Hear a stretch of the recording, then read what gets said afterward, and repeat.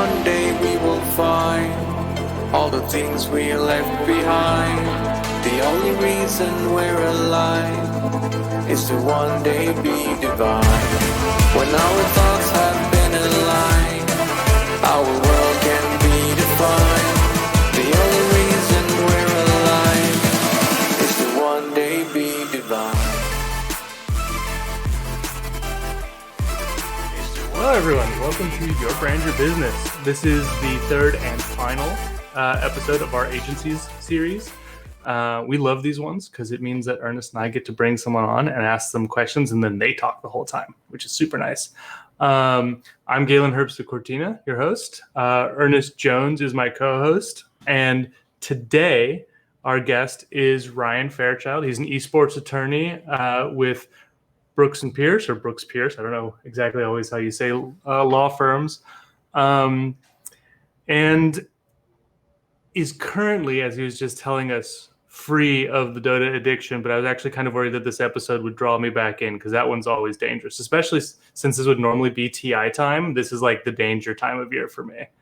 But anyways, Ryan, can you tell us a bit about yourself, your background, why you're here to talk agencies? Yeah, no, happy to do that. And actually, now that you mention it, this is going to be my first international esports event up until they had to cancel like everything. So yeah, I was planning on going to TI overseas. But anyway, so I don't know how far back you guys want to go. You know, when I was a little lad and got a Game Boy. Tell us your whole life story in excruciating detail. Yeah. Okay. Well, so let's hit like maybe the high video game points. Okay. So I think my mom convinced my dad to get me a Game Boy, and I remember playing Metroid 2 so obsessively that I eventually had to like put it in a plastic bag and hide it somewhere because I was like, I'm just playing this thing too much. And I eventually, the first thing I saved up my allowance for was actually a Sega Genesis, which in hindsight was a mistake. I should have gone for the SNES. Like I have a cartridge of Chrono Trigger now, but I still don't have an SNES to play it on. I need to just go by the vintage store and grab one. But my first job, like kind of moving into the esports part, before even knowing it was going to be esports, I got a job at a place called Sunnyvale Golfland back in the Bay Area of California. And Sunnyvale and Milpitas Golfland were sort of the spawning ground for what was called Battle of the Bay at the time, which later became EVO. And I used to play against like Ricky Ortiz and Filipino Champ back 20 years ago, John Toy and others who would show up to tournaments back before esports was even considered a thing. You know, people were buying in for $5 tournaments. And I was a first round exit, you know, like 0-2 is definitely the thing, playing Tekken Tag tournament. The drowning in pools meme is right. Yeah. Although back then, like I worked at Golfland, so I was often the guy like running the bracket too, and then it was like my turn to go play, and Nice. So I drowned in my own bracket that I had to scratch my name. You gotta like make it easy for you and like DQ people who show up too late to their setup. That would have been like a very lawyer thing to do at the time. Too. Exactly. Like, technicality. Mm-hmm. Yeah. Darn, you hate to see it. No, but and then, you know, I didn't think I was ever going to have a career in video games, and flash forward to getting out of law school and working for a federal judge and thinking I was going to do litigation. I interviewed with the law firm, Brooks Pierce, and everybody asked me, if you could do anything, what would you work in? And I've been researching a lot about the industry to write about it, and I've been watching Dota 2 mostly, playing a ton of Dota 2, stuff like that, watching a lot of StarCraft, competitive StarCraft actually. And a man after my heart. Those are literally the two things that got me into this. Go on. Sorry. The background to studying in law school was like Warriors NBA games and Husky StarCraft, like just replays of Husky StarCraft over and over and over again. But like I wasn't good at StarCraft. Like the level of skill you need for that, like I can barely handle Chen in Dota 2. So anyway, interviewed with the law firm, and they said, if you could do anything, what would you do? And I said, esports, and threw some numbers at them, and they're like, oh, that's really interesting. I have no idea what you're talking about. But if you can get that, go for it. And so I sort of put that to the test about a year in. I had one contact in the space, a guy named Will Pardon, who's one of my favorite thinkers and writers. He used to write for GGA, and he was doing a PhD at Chapel Hill when I was doing law school. And we became friends because I reached out to him about esports, and he was really chill about it. And so when I got to the law firm several years later, called Will up and said, "Can you connect me to anybody?" And he connected me to a player, and I negotiated that player's deal for free opposite Bryce Blum, who we all know, and most of us love. And then Bryce, I think I talked to him about it, and he started seeing like, oh, this guy's doing player work. There wasn't a lot of people. I mean, it was really like Ryan Morrison and Morrison Lee at the time, who was doing player side work, and maybe a few others to a smaller degree. But that was almost 3 years ago, and it's just grown and grown ever since. So I largely do player side work. I also work with a fair number of content creators, and also do some work with organizations, usually more on the ancillary services side. I work with a couple teams here and there, but it's been moving more into those sort of like helper spaces, physical therapists, content, like sort of people who do content editing, management companies. I struggle to think of all the different things coming through now. Production companies, like it's been really varied. And it's been a lot of fun. It's been a lot of learning because I did not gear for like IP and transactional. Like litigation is sort of seen as the opposite of that. You go out, do lawsuits, talk in court, things like that. And I've had to learn up a lot, but it's been a lot of fun. And what's made it fun has really been the industry and the people in it too. So that's the excruciating detail of the esports journey. Yeah, and so you're kind of the crown jewel. We'll gas you up. You're the last one kind of in this series, and the reason we wanted to have different perspectives on it was because we wanted to kind of hammer some concepts home. So specifically, because in this industry we use a lot of terminology interchangeably, like a tip. People and broadcasters refer to it as a dono or a donation when they're not a 501c3. So can you kind of talk about it from your perspective? How you view the difference between what an agency is and what management is, because we conflate this in this industry as well. Yeah, well, I think the conflation in the industry might be intentional in some instances. Mm-hmm. Like I think, and a lot of that might have to do with California's Talent Agency Act. So California, for the viewers, regulates talent representation very closely. Like agents, basically, entertainment agents. So if you're an actor or a musician or something like that, there are very close regulations, closer than in any other state, basically. And the definition of what an artist is, which is if you have somebody representing you as an artist, is where those regulations kick in, is very broad. And so arguably applies to esports players and content creators as well. That hasn't been tested that I know of. I don't know that, the Commissioner of Labor in California has come out and said, yes, this applies to esports players and video game content creators. They have bigger concerns right now. Yeah, like Uber and Lyft. Yeah, just right. like global pandemic. Your opinion, not holding you to this. Yeah. Do you think Sorry, this is the lawyer pre. Yeah, of course. Yeah. But do you think the California Labor Commissioner is even aware that esports and content creators exist? Yes. Okay. Yeah. Oh, yeah. In California? In part because the Tfue lawsuit, the big lawsuit between Tfue and FaZe, at least part of that lawsuit, which is in a bunch of different jurisdictions, went to the California Commissioner of Labor to test whether his contract with FaZe was a talent agency contract. And I think there have actually been some new developments in that case that I need to catch up on. Because I think all the California portion was eventually dismissed in favor of the New York portion. But anyway, that's, again, like ranting on lawyer stuff. That wasn't really tangents on the show. It should be your brand, your please, yeah. Well, the basic idea difference between talent agents and talent management or talent managers is agents go out and find you work. That is the main thing that they can do. And that differs. Like, for example, a lawyer, I can't do that. I can't go out and source you work. You can't tell me like, hey, go find me a deal. The only way you can have me do that is if you're like, Ryan, can you reach out to specific X team? And then I can go, yeah, now that you've like told me to do that, I can go do that. But talent agents can go out and just pitch you. They can go out to anybody, say, hey, here's my guy, here's my girl, please pick them up, pay them tons of money so that I get my percentage. Managers are supposed to be doing more of the inbound management. So they're supposed to be handling, and they do more than that as well, but they're supposed to be sort of taking care of you, as it were, like taking a bunch of stuff off your plate so you don't have to think about it. They could be managing your schedule, they could be managing your inbounds, your communications. They could be giving you advice about your career and where you should be going. And talent agents may be doing that as well to some degree, but that's really sort of the distinction. Talent agents go out and find you work. Managers help you handle your work and your inbounds. Oh, I think that's the most succinct way we've heard it put.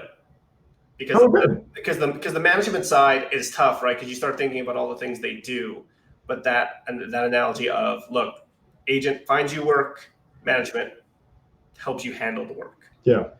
And again, in esports, there are a lot of entities that call themselves management agencies that are still sort of pitching people. And again, part of that might be because we don't know if esports actually falls under some of these regulations, and especially outside of California. I've looked at some of the regs, and it's a lot of states are worried about college athletes, and as soon as you're out of college, we don't care what happens anymore. Do whatever you want. Mm-hmm.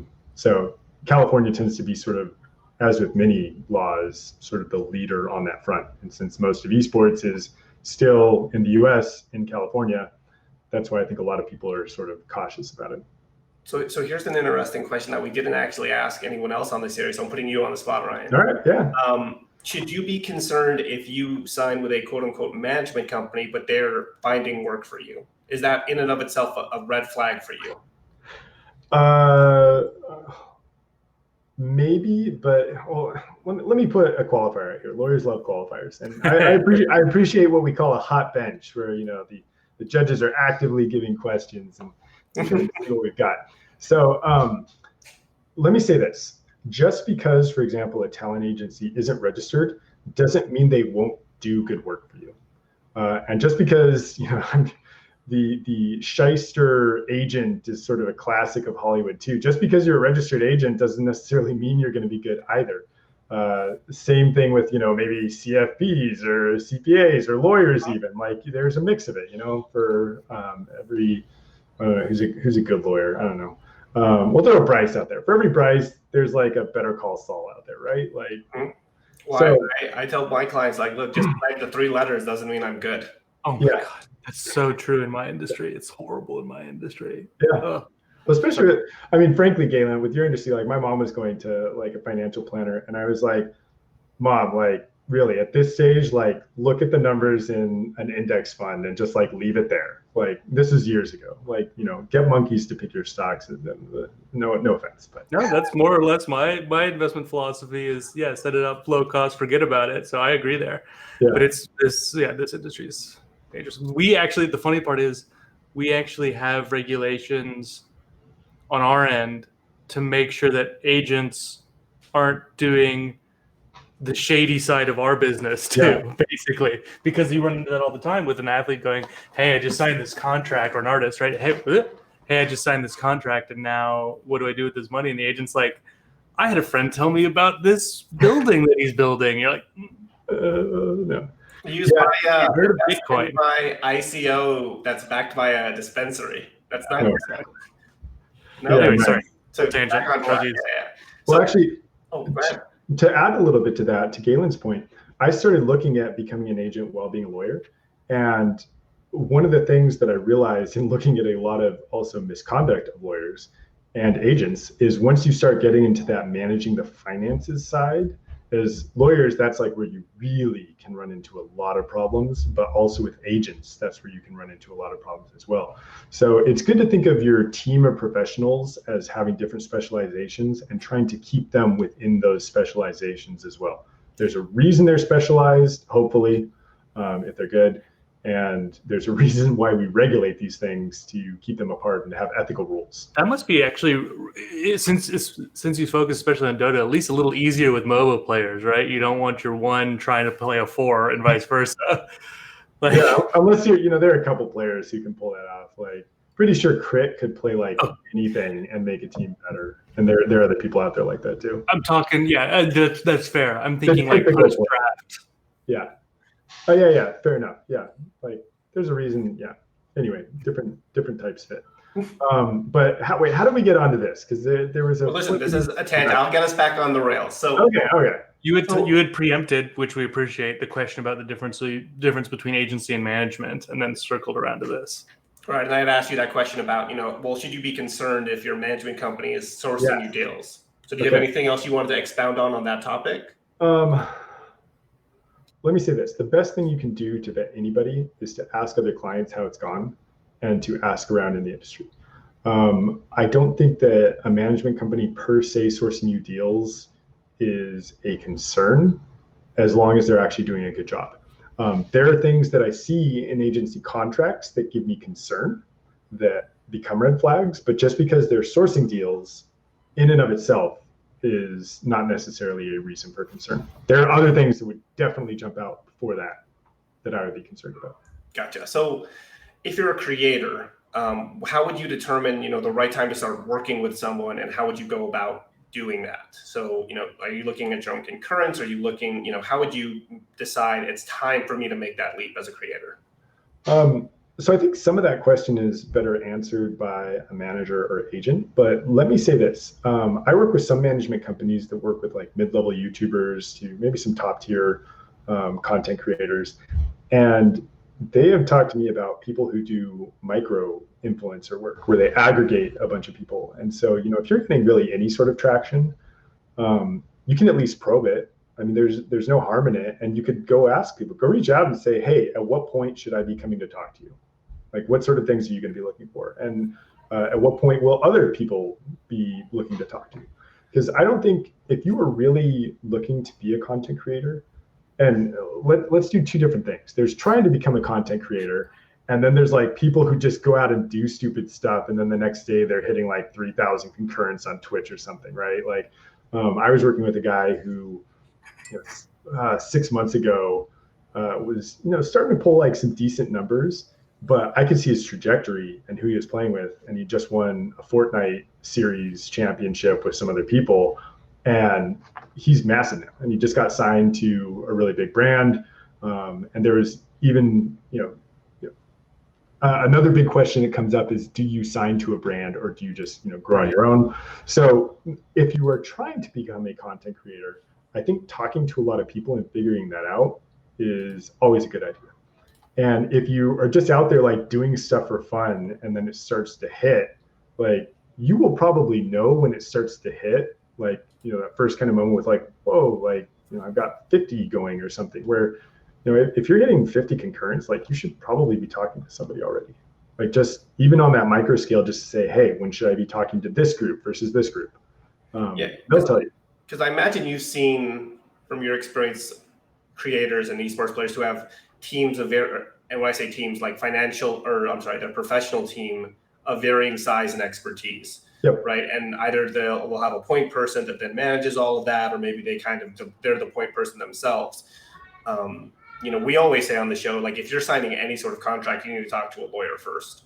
Like obviously there's costs associated with it, but the cost to review a contract typically is not going to be too harming to the actual sponsorship you're signing. Yeah. And I think of it this way. Think about like your first contracts. If you're making $500 on a contract, it probably won't cost, it might cost you close to that to get it reviewed. It probably won't cost you all of that, but think of it as a learning experience and a protective experience as well. Just think about like the first couple of those as sort of like, hey, this is really cool. Let me use this as a learning experience. Like, because if you're getting that, hopefully you're going to be getting more as well. Especially true, I think, with players or with content creators who are sort of looking to set out on their own, or once they hit a brand deal. Once you hit a brand deal, especially for content creators, especially without going into too much detail, the way that a lot of the major teams and brands deals are structured right now, content creators in particular need to be very, very careful. I'm guessing, obviously, I'm just going to judge by your face, Ryan. It has something to do with likeness. It has to do with, how to put this? I'm not giving away anything that's like confidential or anything, but when you sign with a brand, ask them, what exactly are they getting for your services? What are they going to own? And after they get what they own, what are you going to be left with owning?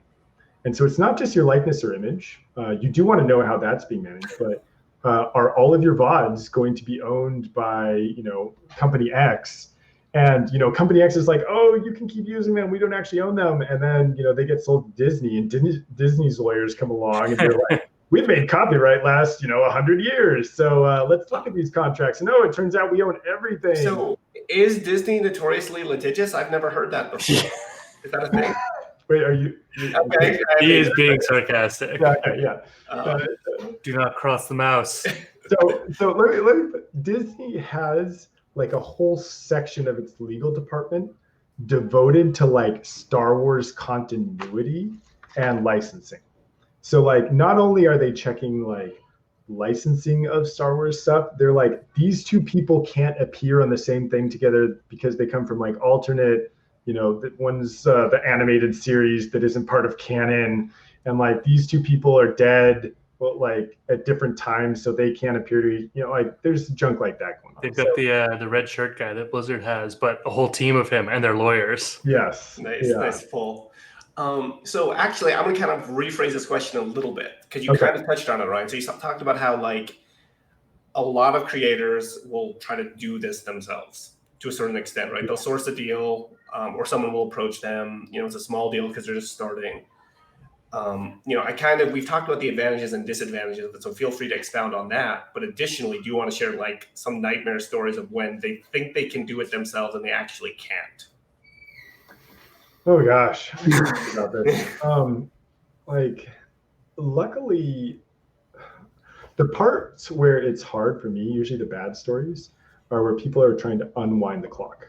They came and they met me later on, and they're like, hey, and then they've got some other contract come in that they already signed before they met me, and they're like, hey, can you help me get out of this? And I'm like, not really. Maybe we could have a big fight. You could create some leverage, but it's going to cost you a ton, and probably not worth it. I can't think of like I can think of horror stories I've heard. The worst one being somebody who signed away, and this is hearsay. I haven't actually seen the contract or anything, but this should be enough to scare people, even if it's true or not, right? This is sort of the Tim O'Brien theory of truth, where even if it's fiction, if it rings true and it speaks to you, like there's some truth in this to be had. A player signed away his likeness and image rights to a team in perpetuity, which is forever. And which basically means like any time that somebody like he wants to go to another team and give them likeness and image rights, they have to go back to that first team no matter what. And there might be ways out of that contract. You might be able to challenge it in court and say, hey, like this is unenforceable. Or you could, potentially sign that contract and with the second team and say, let's make them come try to sue us and try to enforce and spend all the money. There might be ways out of it.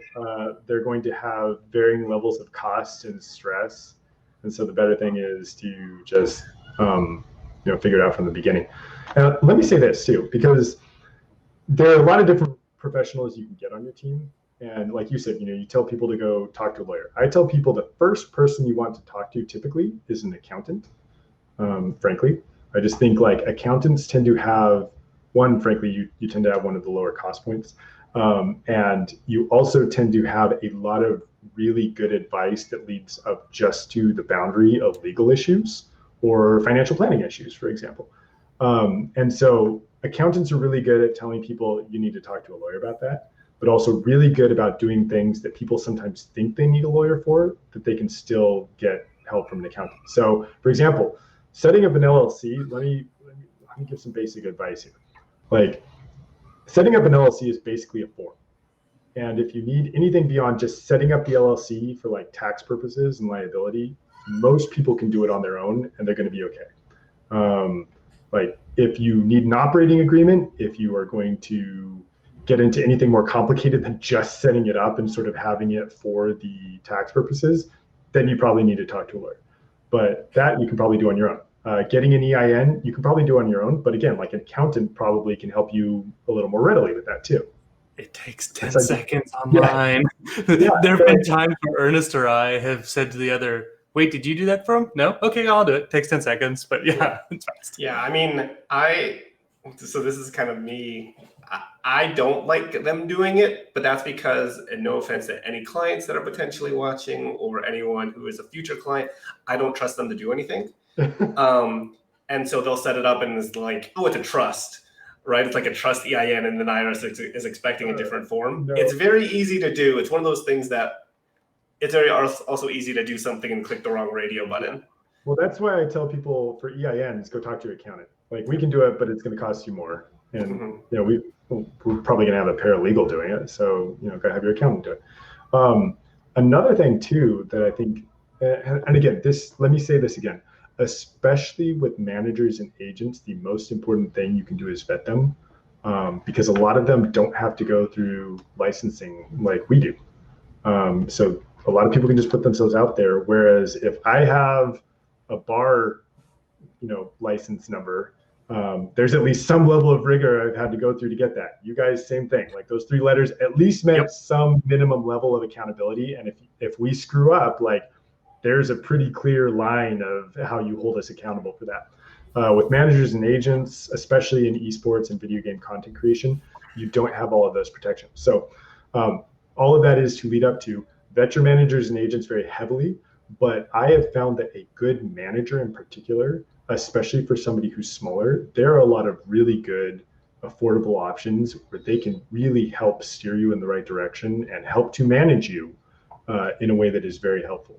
I've worked with some managers who, like, they know so much and they are so good about figuring out where the opportunities are and telling you, like, all right, here's where we think we can take you. This is the sort of stuff you need to be doing. So especially for content creators in particular, I would say, like, managers can be very, very good as long as you get a good one. Yeah, and I think we had someone on the show, I think it was both Bryce and Josh, that said effectively, if you're working with a manager, you're getting access to their network, right? So they've networked with various endemic sponsors and non-endemic sponsors, and you kind of have access to that as well. Yeah. Oh, yeah. That's one of the biggest differences, I'd say, now that I'm a couple years into this. One of the biggest differences that my clients get is the fact that I know, like, if there's a question, who they should go talk to, assuming it's not me. Like, that just happening quickly. Keep talking, Gary. I have to go check the door. So keep talking. But yeah, so for chat, like, that's one of the things that is.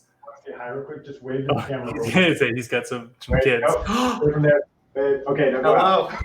Hi. Nope. I gotta do this meeting, okay? Maybe. But knowing who to tell you to talk to is something that just saves so much time and is so valuable that don't worry, I'm half expecting my daughter to come calling around the corner at some point. I don't know what the request was, right? But I love them asking you something and then you going maybe and then putting your arm up for them to get scrammed. Fantastic. Love it.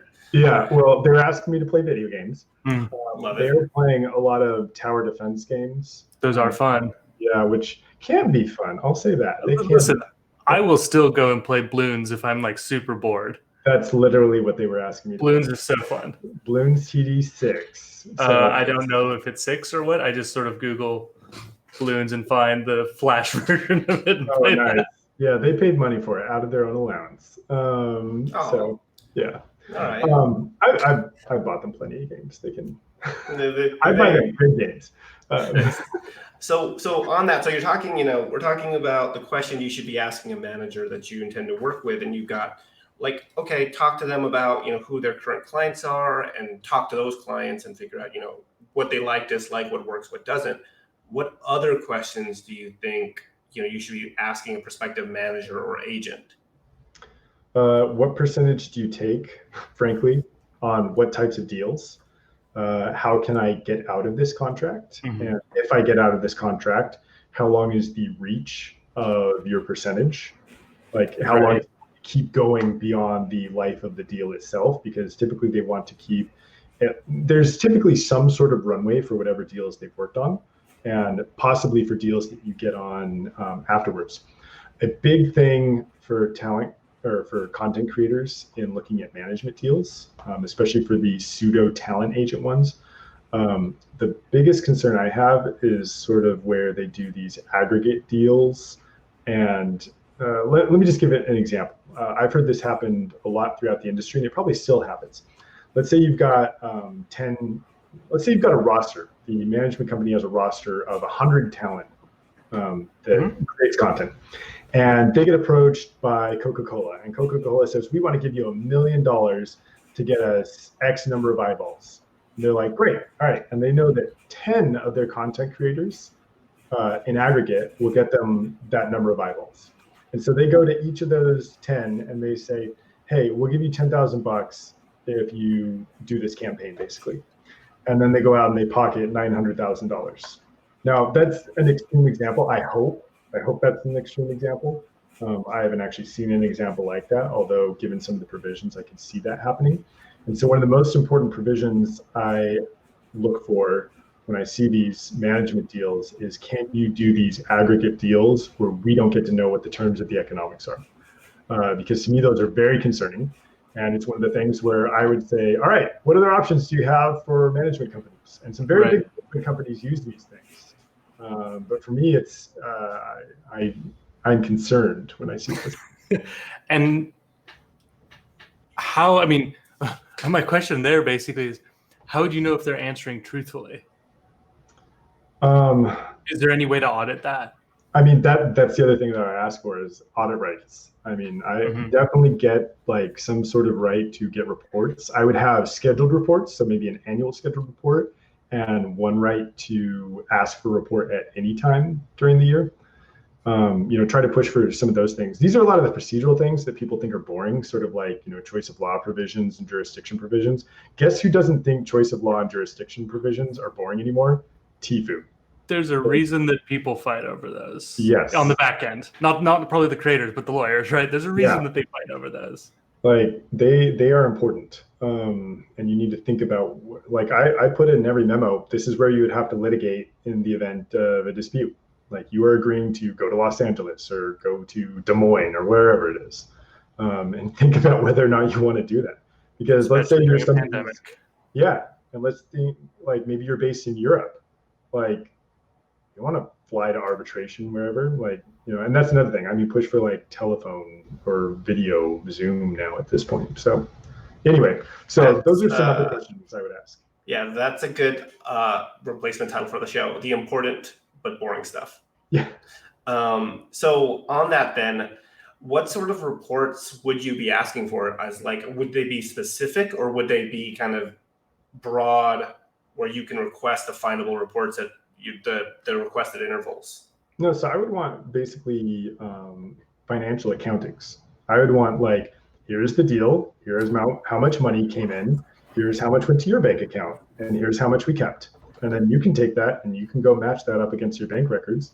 And you should have a copy of basically every sponsorship that you've gone into and the deal that you've signed. And you can go and say like, all right, wait, you didn't include X deal that we did, or, you didn't put this, and then, they can go look for it.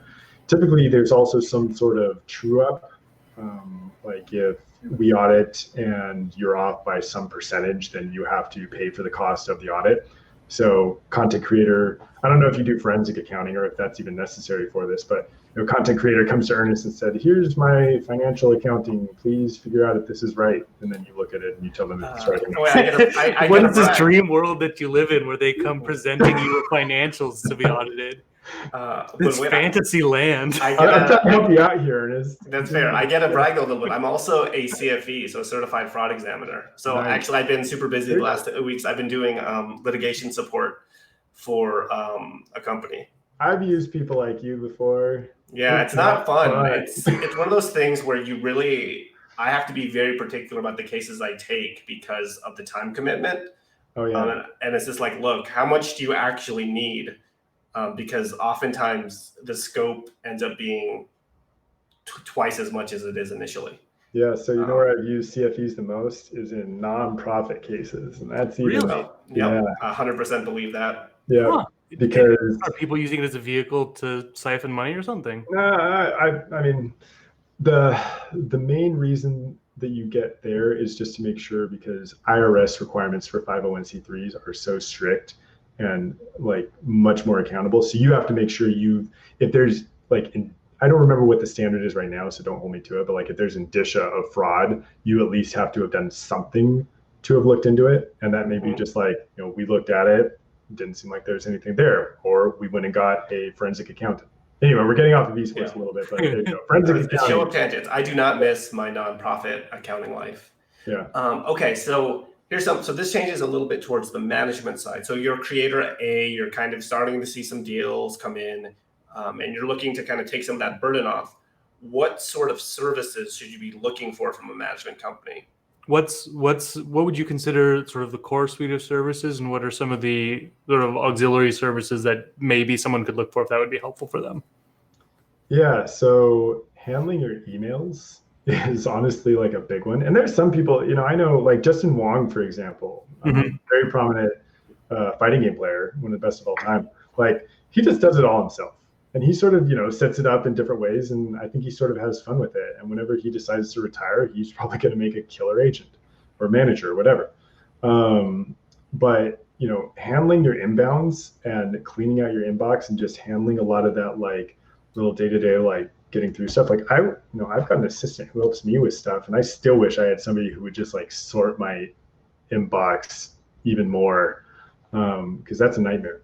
Helping you to negotiate deals and sort of understand like what's market. Like that's a very big value from managers and agents, is because they have so much market knowledge that they can help you understand like, all right, for this many views, you should be getting paid X number of dollars more, or hey, this deal is really good because they're basically overpaying you, Right. Which happens too. A lot of non-endemics coming in are like, we'll pay you $10,000 for an hour, and you're like, yes, as long as you're not like Ninja or Shroud or somebody. Yeah, I've got some clients who've gotten those deals. I'm like, I'm not complaining. You take that, you go, yeah. Figure out what to do with that. Ryan, you'll love this. I was having dinner with a client. They showed me their phone. It had 20,000 unread emails. Oh my god, dude! I've seen that kind of stuff. It's so it's physically painful. Yeah, they'll screen share with me where we're like walking them through like, here's how you set up this investment account kind of thing, and it's like, oh my god, please. So this is almost bragging actually. My inbox, I work very hard to organize, and so I've got 20 items in my inbox, and like over half of those are from today, and I just sort. I also, in order to avoid like email stuff, I actually got. What is that monstrosity? I got hi. She crawled over mostly to see the cat that was also asleep in my office, but then she realized I was here too. Oh, we don't have cat pictures either. That's you should have cat cam. You need cat cam. Yeah, he's literally hiding under my desk now because he was asleep in his little bed, and then she crawled over. I'm stunned. Did you just really show a flip phone? Flip phone. Yeah, I got this about 4 or 5 months ago, and it's one of the best things I have ever bought. Fair. All right. My dad has his original mobile phone in like a display case in his room, where it's from like he's a doctor, so it's from like the late 80s or whatever. The first like massive, huge. Like that thing is sleek compared to his. Oh yeah. Okay, we went to a moon on something less than this, right? That's fair. That's fair. So right. So what do you think some key auxiliary services you should be asking for? I know that's going to be kind of depend on the creator, but obviously like email management and being able to walk you through a deal and kind of know the market. What do you think is a key kind of a la carte service to be? I'm not sure, honestly. I haven't talked to managers a lot about that stuff, so I'm going to punt on this one. Okay. Go talk to some managers, guys. Ask them what they do. Well, so I know that you'd want the client then to outsource that a manager might handle. What would I want them to? I mean, honestly, a lot of the financial stuff, handling just like, and not necessarily like, hey, I'm going to help you with investments or stuff, but like, hey, this bill came in, let's get that paid. Hey, this just all of the invoicing and running down your bills, honestly, collecting on stuff, that's something they should be handling. Really, it's almost like, imagine all the stuff you get in the mail or in email, and like, just handle that. Like, you want your content creator to basically focus on content creation. So anybody could probably look at their life and say, if I could just focus on just doing my work and then just whatever I enjoy doing outside of work, hopefully you enjoy the same thing. especially if you're content creating, but I know they're hard. What is everything else I want taken care of, short of like coming over to my house and doing my dishes? Gotcha. So, okay, well, I'll try to get at you a different way then. So we are all various trusted points of contacts with clients. Mm-hmm. And I'm sure you've encountered where a client will come to you with a question outside of your wheelhouse. And, you'll obviously qualify to say, like, this is not my area of expertise. This is what I've seen, or, yada, yada, general thoughts. Relationship advice. Yeah, sure. So what's the number one or number two, like, short list of things that you get approached with a lot? Asking me questions they should be asking their accountant. Okay.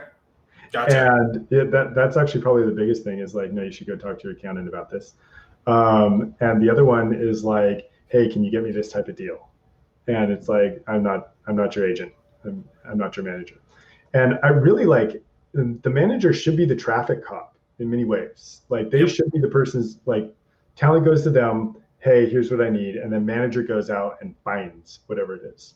And sometimes that's as simple as like ordering the person food. Like that can come up. Like, hey, I'm going to be doing this really long stream. Can you just coordinate for me like meals to come on a regular interval?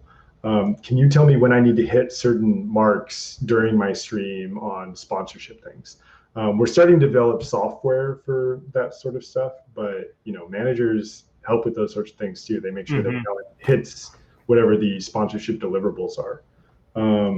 So your schedule is probably something else that they can help a lot with. Yeah.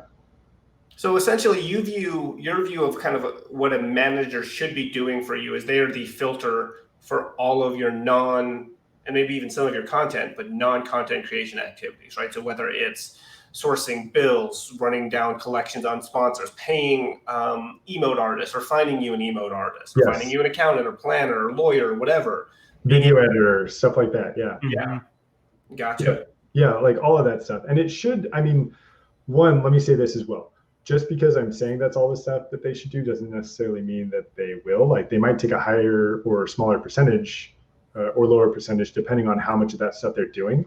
And also it should relate to some degree to your content creation probably. Like, maybe they go out of their way to be like, hey, I booked your mom flights to come see you or whatever. Some managers do go that far, but you're going to have some sort of scope of what the arrangement is as well. Same thing as like I have engagement agreements where we talk about what the scope is as well. Mm-hmm. And you should definitely know what that scope is. Like you can't be asking for them to order you food if that wasn't kind of discussed and negotiated. And so you can ask, but expect them to say no. Yeah, that's probably right. Well, because I bring that up because I've had some managers who will be like, hey, I've worked with Ernest before, and they'll facilitate the introduction. I'll do my follow-up email. And then the manager's basically done the handoff. And based on their relationship, the manager has fulfilled their duty. And the content creator will never respond to the email. Oh, yeah. Right? And so I think one thing we've taken away that you've hit on is kind of an extreme underline. Just respond to your email creators. Like, handle your email. Yeah. And especially with me in particular, this is with lawyers in general, we need to maintain confidentiality. And so if you're going to have your manager in on everything, like we can arrange that. Like, that's usually sort of an agency relationship where they can maybe stay within the scope of confidentiality, but we have to talk about that. Like we have to have a conversation about that, at least so you understand what the risks of that are as well. So yeah, it's like answering your emails. Actually, that might be the biggest thing, if I could ask, particularly of content creators and players, is please just answer your emails. Ernest and I have a couple people right now where we're literally waiting to get them to just respond to something to save them shitloads in taxes. And it's like, please just respond. Literally, this is going to be like 5 times or more what you're paying us. Just please answer. So in terms of the rankings, Ryan, who is the worst? Is it CS pros, league pros? Who's the worst at responding to emails? Man, I don't want to like out anybody in particular. No, don't out them, but blast like the game itself. The hardest, and let's say this is not generally, but the hardest I've had were some EU CS pros. Really? Yeah. Huh. And also, I will say some of the best responding were EU CS pros as well. So I can't think generally who is not good, except for the younger they are, the worse it tends to be. Yeah. Looking then at you, Overwatch. Up until you get parents involved. Once you get parents involved, all of a sudden it's great. You're almost like, slow down, please. No. Like, Oh yeah, no. The best success stories I think Galen and I have is effectively where there is some sort of familial member or spouse that is like running the administrative side of the business. Non-content creator spouses are my Yeah. favorite thing. Oh yeah, no, I have So one. much more gets done. I have one in particular I'm thinking of whose birthday it just was, who is like fantastic. Nice. Who's really, really good. Very good. So you kind of touched on it earlier. We're kind of getting close to time. I want to be sensitive to your time, Ryan. But how would you go about doing your annual review of your agent/management? So obviously reporting and things like that. You should be having those consistent check-ins. But what else would you be looking for in terms of success and whether they're doing a good job? So this is sort of a theoretical framework I think of is, given how much they earned as their commission, like, did they alleviate that much burden? And sometimes that's hard to think about because I think about all professionals like as in some way carrying part of your brain. Like you're just outsourcing a section of your brain to somebody else who does that stuff specifically so you don't have to think about it. And thinking about like, did they save me that much hassle? And I would say take that and add, everybody's got a discount rate with what they think, like add a premium on top of that for what value it is. And think about like, did I get that value out of the relationship? There are some managers who bring way, way more value than they're getting paid. And there are some managers who bring negative value. Like you are paying them a percentage basically for nothing. They're taking money. You're talking about the ones where you, as the creator, source the deal yourself, bring it to them, and then they take a 10, 15 upwards cut from there. And they've done nothing but other than like maybe getting it over the finish line. Yeah. And actually that's a really good example. So with team deals, like if you were already getting an offer and then go get an agent, like they're going to be taking a percentage. Did they just raise the deal more than that percentage is going to take out of it? If not, like, what did they do for you? Did they change any terms? Like, really on the terms, because we don't have collective bargaining agreements in esports, you should be talking to a lawyer because the lawyer is going to be the one actually advising on that and helping you to understand them. So did they actually earn that percentage? And are they going to earn that percentage into however long the deal goes? So what else should you be asking though? Like, do you like them? I mean, at least enough to work with them. Like there are some people where like, they may get results, but if they're really prickly and you just, don't vibe, you might want to work with somebody else. Like I've had clients who I don't like and will not take back. And so, think about it that way too. I think that overall though, it's really about like, have you taken this part of your brain and given it to somebody else, and have they taken that, provided the value that they've received in return or more, and otherwise, are they fun to hang out with? So, Ryan, are you meaning to tell me that you were one of the only professionals who does not have a client that when they call you, you audibly groan before you answer? Have you managed to cultivate that completely out of your all of your client base? Because incredible, well done. Yeah, not quite. There are some who I may just get them, like when you describe the 20,000 unread emails, I might get that for a moment, but then I'm still like, no, I overall like these people. I was gonna say I definitely have clients where I love that person, but also when they reach out, I go, oh gosh, this is gonna be. When they reach out, that the house is on fire. Yeah, exactly. I'm holding a lit match, but the house is fully on fire. And it's hard too because, like, from my perspective, the thing I hate most, frankly, is billing, because it's such a stressful thing for me. Like, it's such a stressful thing. And so when the ideal client is somebody who has interesting work, who's fun to talk to, and who also understands the value you bring. Where if you come back, I'm happy to give just discounts on certain things where I'm like, you know what, this is a ton of fun. I'm going to give a discount just for that. But it's when they're like, you kind of charge me 5 cents extra here, and like, and if they do that over and over again, it's like I hate dealing with that. Like I'm You're trying my battling best. over invoicing, and you feel like you're providing value and you're billing fairly. Yeah, no, that is a professional's nightmare. Just like you're nice, but you're fighting me tooth and nail on every dime I'm billing you. You know, do I really want to continue the relationship?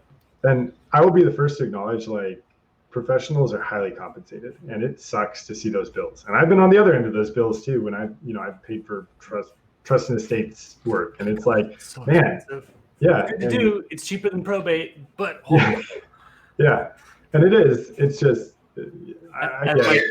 As my dad pointed out to me, he's like, I'm not the one paying probate. Okay, fair. I will say, so the one thing I can say is I've never felt bad about an invoice I've issued a client. Well, it's because you don't charge enough. Yeah, I've been told that multiple times. People feel like so Blake will yell at me all the time too. Him and Miguel are just like, "What are you doing, you idiot?" All right. So anyway, so we talked about that. We're back. Okay, I think that's pretty good. I mean, do you have any other sort of expectation setting that you would have in regards to services or cost or income they're producing you? Is there something that we've missed asking you that we should have? I want to go back and emphasize just how important vetting people is. Mm-hmm. Like that, if you take away anything from this, vet the professionals you work with.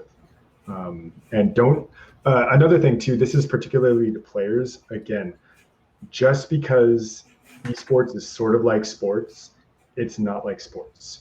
Agents can provide value, but they don't always. And don't assume the agent is the only thing you need or even something you need. There is a very small subset of players there's a bifurcation of types of players who need agents. The very top end, and then sort of the people trying to break through a margin where they're like either about to go pro or they're either like about to go pro or they're on the margins in and out of the league where they need somebody to help them find a position. But if you're like a journeyman player who's in there and you know about what your value is, like, especially in these closed leagues for some reason, like, I don't know, if you get like an agent or even some of these other, like, you guys know a lot of stuff too going on where you like kind of know, all right, I know enough people in this space. I kind of know what market is. I can kind of help you out, like just understanding that side of things.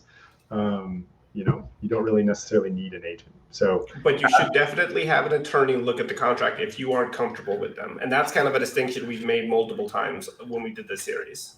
Esports players, in particular at the top tier, everybody should be having a lawyer look over their contracts. Mm-hmm. I mean, like, I'll put this out there too. Most contracts at this point, especially because Bryce's team drafts most of them, and they're obscenely large and long. And I've told Bryce this many times, and he knows too. They're like, I can still crank those things out in 2 to 3 hours of work and potentially save you a lot of money on the back end. And just to help you to understand, because a lot of these contracts, they can drop you in 2 weeks still. Or how many times have we seen the story where a player gets benched and there's a pay cut associated with it and there's no recourse for them? They can't, get out of the contract and they're just stuck not being able to market themselves on other teams or try out, and they're just stuck on bench. Yeah, like I wrote a memo today to somebody where I underlined, like, for example, the team can trade you to anybody, like, and it was for somebody who I would not have expected that to be in it, and they may be surprised to find that is in their contract, that the team can trade you to anybody, like on any continent. So it completely even out of like NA or EU or wherever their region is. Yeah. So this really, how's your Mandarin? Right. No, I mean, the other thing too is players need to understand this. Teams will say all the time, "Oh, we never do that," and then why is it in the contract? What was that with? There's something like that with like a Department of Homeland Security requesting something where it's like, we're not going to do this. We just want to be able to, but we're not going to do it. We swear. But we're not going to do it. We swear. But we just want to be able to. It's like, do you really trust someone who's saying it like that? Like, I think there's a vein like right over here in my forehead that every time I hear somebody say like, we'd never do that, like it just like surges a little bit because it annoys me to no end. If you never do it, why is it in the ask contract? for it to be there? Yeah. And then I've been accused of like nitpicking on things. Why are you nitpicking about these things that we'll never do in these margin cases? And it's like, well, it's because of the margin cases. Like, why is your contract 50 pages long? Oh, it's because of all of these marginal cases where something happened and went wrong, and now you put it in here. So yeah. Do you think I want my Form ADV to be that long? No, the regulators make me do it because of how many times other people have found creative ways to fuck over people. Yeah. So we want to throw it to questions if we have any. But so there's a question Galen asked last week that was, I think, really good. And it was specifically either in a management or a brand deal contract. What are the sort of levers? Yeah, levers you can pull to adjust it, whether it's the comp agreement, the percentage agreement, or what sort of things have you seen that's actually movable in the contract that get people to kind of meet in the middle? Well, first rule of contracts, basically everything in a contract is negotiable as long as it's legal. And so when people tell you that's non-negotiable, that just means your choice is you can walk away or, they can change it. Like, those are sort of the things. A brief aside, ding, ding, ding. We're 3 for 3 on agency interviewees saying, no, you can walk away. Yeah. Oh, yeah. There you go. Pee-wee Playhouse, secret words, screaming, flashing lights. Yep. Yeah. So, and I think a lot of players, especially players who are starting to get their first deals, don't realize the power they have. That's something I try to remember them. If you were getting offers from this team, like, they want you. And you could probably hold out and see who else comes along too. Not true in every instance. Sometimes it really is just one team that's available, but sometimes it does happen as well. So your question was the levers that can move. Right. Or the typical ones that you've seen move. Yeah. Yeah. So gear. Well, and let me say, I've seen a lot more content creator, I've seen a lot more player contracts than content creator contracts. And usually, like, especially with Twitch contracts now, like, basically everything that's negotiable, they keep above, even though they will move on some of the stuff in the standard terms and conditions. And let's sort of bifurcate it that way. There's sort of business terms, and then there's legal terms. Legal terms are sort of, again, for your edge case, something blows up. So indemnification and limitations on liability and representations of warranties, those are areas where you can sort of flex things to make things better. But those are very marginal. A lot of content creators and players don't care about them, even though they should. In terms of business terms, where you're talking about compensation, some of the things that you can sort of move around and flex are just, what times am I getting compensated for? Like, am I getting compensated for content creators when I'm traveling? Like, if I'm flying to your location, like, is there some sort of amount where that is counting? So appearance days are something that show up in all of ESG's contracts. What counts as an appearance day? Is traveling part of an appearance day if I am traveling to an appearance? How far is the radius of where I get my travel paid for? This is actually very important. I had a recent contract where we pushed it down because somebody was just over 50 miles away from New York City, and we're just going to have to travel to New York City a lot. So getting that to 50 miles was actually kind of a big deal. Right. What sort of control do you have over the gear you use? Do you get to keep the gear at the end, or does the team keep the gear? I'm trying to think, like, what sort of revenue splits do you get for merchandise, in-game stuff, prize money? It's been interesting, even over the 3 years, seeing the shift. Like, I got in right when the sharing of streaming subs and revenue was ending, and now I'm starting to see more and more that prize money split is going more and more just to the players and coach. So if it's not, something's probably wrong with the contract. Right. Is there still the kind of stream hour requirements in those contracts, or has that kind of gone away? Depends on the contract. I have started to see some where that is not in there, where you're expected to stream, but they're not doing a minimum. Interesting. Yeah. Boy, that's one I would have expected them to hold on to if they're using you as a part of their larger brand. Yeah, that's surprising to hear. Well, what they do instead is they just want you to do particular content for their sponsors. So we're just going to ask, you have to do all this sponsorship work. Gotcha. So that's where we're going to get our value. You don't have to do a minimum hour, but you have to do 3/4 or whatever of the things that we bring you, so on and so forth. So, okay, that makes Are there some occurrences now where those deliverables are more demanding than just the old, we need you to stream, 40 hours a week in addition to pracs and everything? Yeah. No, I'm not. Yeah, That's he's what not I. kidding.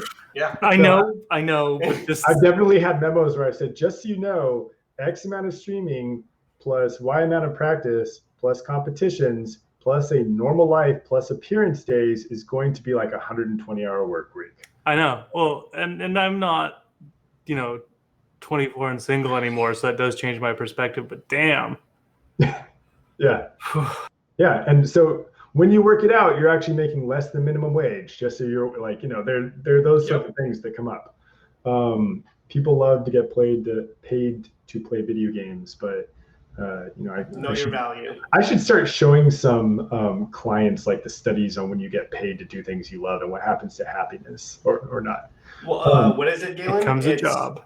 Once you're beyond 90,000 in earnings, you don't get more happiness typically. 75, and it's kind of location dependent, but that was like the US average. Yeah. Yeah. So there was the deal terms changing. Oh, you asked about deliverables. Yeah. So what I've started to see is like, instead of just, hey, generally you have to do promotional stuff for us, it's like, here's your monthly stuff or your weekly stuff, and then we might ask you for stuff beyond that as well. So it's starting to become much more rigorous with like, hey, you have to send out a tweet this many times a week promoting the team, and you have to do this many tweets doing this other thing, and you have to on stream do there's a lot more in terms of deliverables that I've started seeing, particularly where there haven't been hour requirements. Gotcha. So they're going to get their hours. It's just going to be implicit. So we want to be sensitive to your time. So I've allowed this, and everyone we've had on. So no questions came in because I think you just answered them all beautifully. Yes. So what's one thing you just want to rant about for like a minute or two? It can be anything. It doesn't have to be on topic. Just whatever's like getting your goat right now. It can be in industry or non-industry, whatever. So the collective bargaining thing that I meant, let's do some lightning round quick hitters. So getting agents when there's no collective bargaining agreement without understanding why you're getting an agent. Like that is something that has long been a pet peeve. Like get an agent if it makes sense, but don't get an agent because that's what people in sports do. Like we don't have collective bargaining agreements. The only reason agents do their work mainly is because all of the legal terms are sorted out by the union.